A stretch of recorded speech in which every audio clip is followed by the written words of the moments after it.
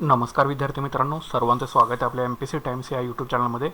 तर महाराष्ट्र दुय्यम सेवा अराजपत्रित गट ब संयुक्त पूर्व परीक्षा 2022 तर या परीक्षेची जाहिरात जी आहे पूर्व परीक्षेची तर ती आयोगानं संकेतस्थळावरती पब्लिश केलेली आहे।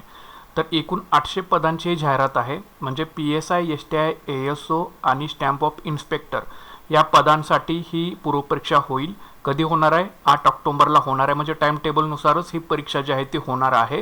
ठीक आहे, याच्यामध्ये काय बदल असेल तर आयोग घोषणापत्र सांगून तुम्हाला सांगू शकतं, पण 8 ऑक्टोबर 2022लाच ही परीक्षा जी आहे ही होणार आहे। 800 टोटल पोस्ट आहेत PSI STI ASO आणि स्टॅम्प ऑफ इन्स्पेक्टर या पदाच्या।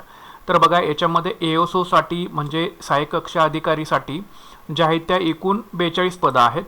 नंतर STI साठी म्हणजे राज्यकर निरीक्षकसाठी 77 पदं आहेत आणि PSI साठी एकूण 603 पदं आहेत। आता याचं डिवायडेशन वगैरे जे काही आहे हे तुम्ही साईटवरती गेल्यानंतर तुम्ही ते सगळं डाउनलोड करून घ्या, म्हणजे तुम्हाला प्रत्येक कास्टसाठी किती डिवायडेशन किती पोस्ट विभागून आलेले आहेत हे तुम्हाला समजून जाईल।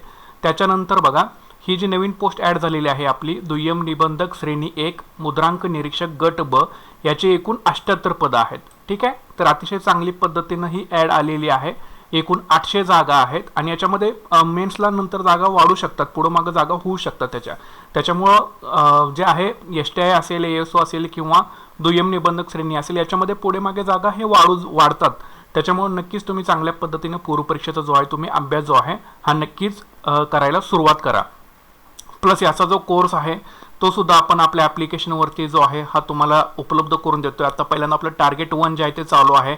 ज्यांनी अजून आपली स्ट्रॅटेजी एक बघितलेला नसेल व्हिडिओ, तो नक्कीच तुम्ही व्हिडिओ बघून घ्या, त्यानुसार आपल्या ॲप्लिकेशनमध्ये कोर्स जो आहे तो आपला चालू आहे। ठीक आहे, त्याच्यामध्ये आता सध्या नोट्स तुम्हाला प्रोव्हाइड करण्याचं काम सुरू आहे, त्याच्यानंतर टेस्ट येतील, लेक्चर्स येतील, स्टेप बाय स्टेप तुम्हाला सगळ्या गोष्टी मिळून जातील। तर बघा, आता याच्यामध्ये वयोमर्यादा सुद्धा तुम्हाला याच्यामध्ये दिलेली आहे, कशा पद्धतीने वयोमर्यादा आहे।